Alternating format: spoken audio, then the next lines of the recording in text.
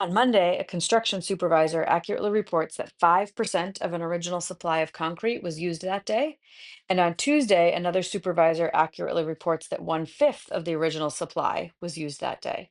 What part of the original supply of concrete, written in decimal form, was used on these 2 days? Okay, so let's again say we have 100 pounds of concrete. That's our original supply. Okay, so on day one, we used 5%, which is 5 pounds. And on day two, we used 1/5, and 1/5 of 100 is 20. So we used 20 pounds on day two. So total, we used 25 pounds.